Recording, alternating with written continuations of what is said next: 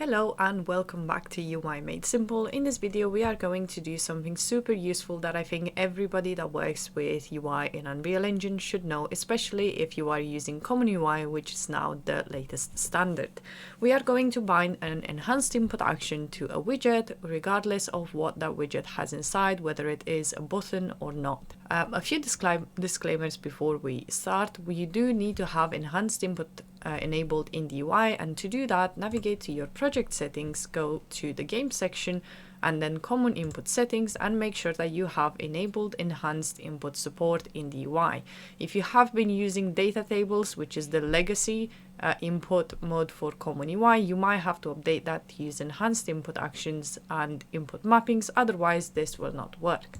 Now I have created for this demonstration a very simple widget which has an overlay and just a color image. It's just an image that will change color when we press a button, just to display that this works. Another disclaimer is that this approach will only work if you are using C++, so if your project is set up with blueprints, then you might need to have to work around this in another way, because some of these methods are not currently exposed to blueprints, so you will have to add the bindings in C++ and then manually expose them yourself. If you would like to know how to do that, let me know in the comments and I will make a separate video. This video will be only showing how to do this in C++. That being said, let's head over to our source code. Disregard everything that I have here. I will be creating a new class for this video only. I have a couple of other tutorials on the same project, so ignore everything else. I have created a folder called demo widgets under my UI folder in the source, and inside this folder I will add a new Unreal class. And this is going to be extending from the Common User Widget. This is very important. If you are using a regular user widget, this will not work because the functionality that we need is inside Common User Widget. And I will call this actionable widget. Okay, now that my class is added, I will just move this off to the side so we can visualize them easier. And the first thing that we need for this will be an object pointer to our input action that we want to be the action that is our widget is reacting to, and then an action binding handle so we can utilize the binding later on. So to make things easier, I will make these private and then expose them in the editor. So it will be a U property. Let's make it edit anywhere and make it place into a category called action, and then we will have a T object pointer of type U input action, and we will add the forward declaration for this, and we'll just simply call it widget action. Initialize this as a null pointer. Now we need to create a UI action binding handle, which is what will manage our binding later on. So it will be a F UI action binding handle, and we will call this action widget handle. For this demonstration, we will bind the action in construct and we will unbind the action in destruct, so it is automatically bound when we add this widget to the viewport, and then it will automatically be removed when the widget is destroyed. So I'm going to override the native construct method and the native destruct. Now let's start with binding this widget.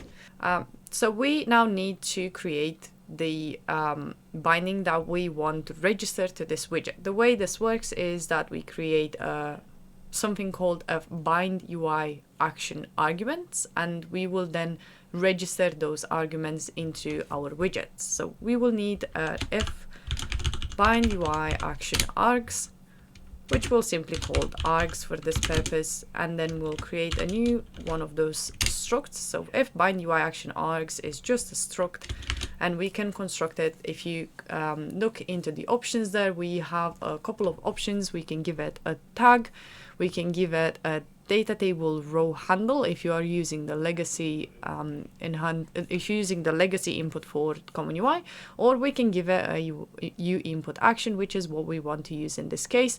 And specifically, we want to use the one that has the ball to display an action bar or not, because if you do have an action bar on your widget or on your active widget on the screen, then it will be picked up automatically. So we're going to use this definition right here. First, we need to pass in our input action, which is the widget action. I'm going to pass in true for displaying an action bar, although I do not have an action bar currently bound on my screen, so nothing will be displayed in any action bar. And finally, we have the last argument was the delegate that we want to bind to this when this action is pressed. So to do that, we will have to give it a delegate. So I'm going to go one row above, and I will create an f-simple delegate right here. Let's call this action response, and this will just be initialized as a f-simple delegate. If you want to bind a weak lambda in line here, then you can, but I will prefer to bind it to a U function later on. So in this case, we want to bind the action response immediately after that to complete the definition. Now that we have our args, the next thing to do is that we want to register our arguments. So it'll be a register UI action binding, and this, if you look there, is looking for the bind action args, which we have just created. So we'll just simply pass in the args here. And if we hover over this register UI action binding, we see that it returns the binding handle, which is important because we will need it to be able to unregister this action in native destruct. So I'm going to copy our action widget handle from here and assign it to whatever this register UI action bindings is returning. The last step here is to make sure that our action response does something and is not just an empty delegate. We can also make this argument a const. So just under action response, I'm going to action response. We are going to bind a U object. You can also bind a weak lambda or a raw function. There's many options that you can do to this because it's a simple delegate, but I prefer to bind the U object. And this, in this case, I will pass in this object because this is what we are binding to. And we will need a new function to pass on that we currently don't have. So let's create that. It will be a simple void. Let's call this action response function. And then we will generate that there.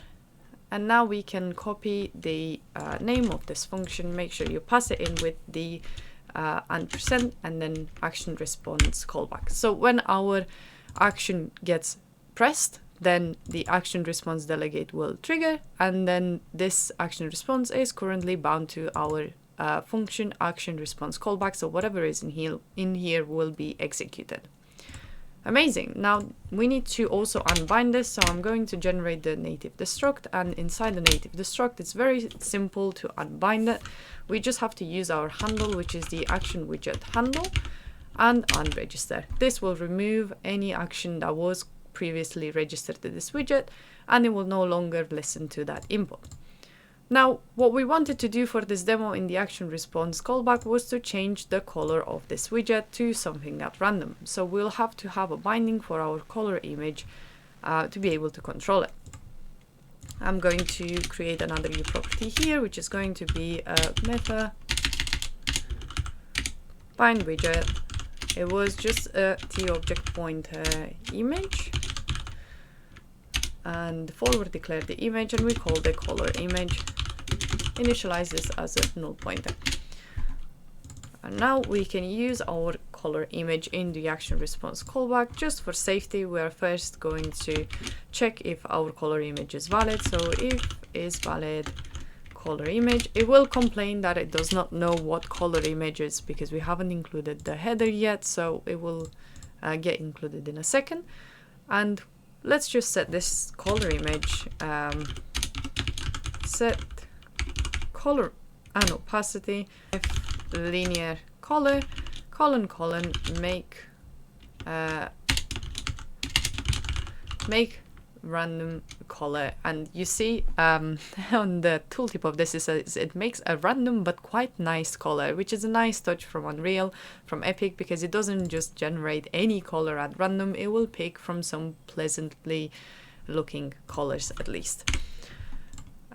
Amazing, perfect. Now like I was mentioning in other projects before, make sure that you do actually shut down and then relaunch, especially when you create new classes, because if you use live coding, it is very likely that your project will get corrupted, so better stay on the safe side. Make sure you relaunch the engine once you have finished adding your source code.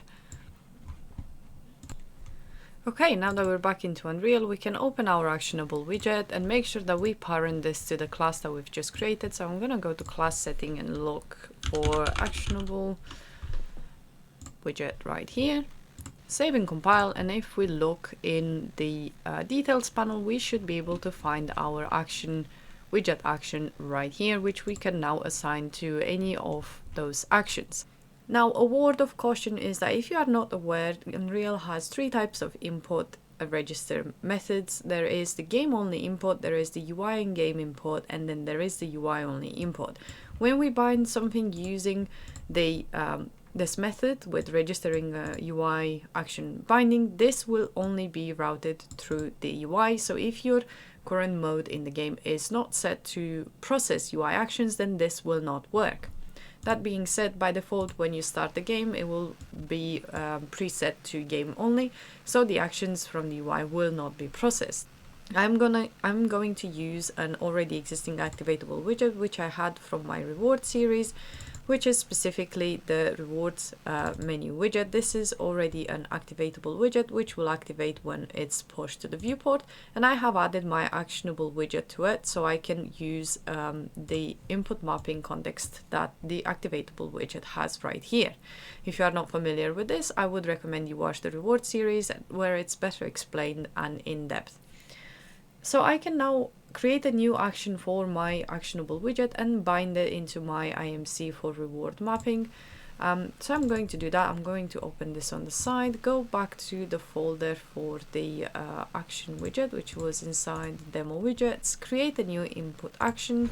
Let's call this change color for demonstration purposes, save it and go into the reward mapping, add another action here, which will be change color, and I'm just going to set this to F.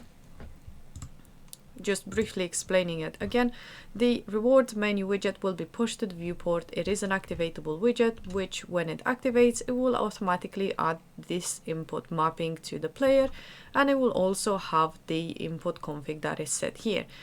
The actionable widget can now use the enhanced input action that we've just created, which is change color. So let's save this and compile and see this in action. I'm going to open up my menu, which is bound to 2, and now if we press F, we see that the widget changes color every time we press the key. So this is a very easy way of making a widget reactive to a key without having to add any buttons or relying on any button logic. It's simply binding an action to the widget itself. But you do have to be careful of where you do bind this widget, because you have to be in a menu only setting. As you can see here, I can see my mouse and I can interact with UI elements. If I was to add this to the HUD where we were just in game, this would have not worked, because the game routing input does not work with the register input action that we've used right here. This is registering it through the UI only. Thank you for watching, and I will see you in the next one.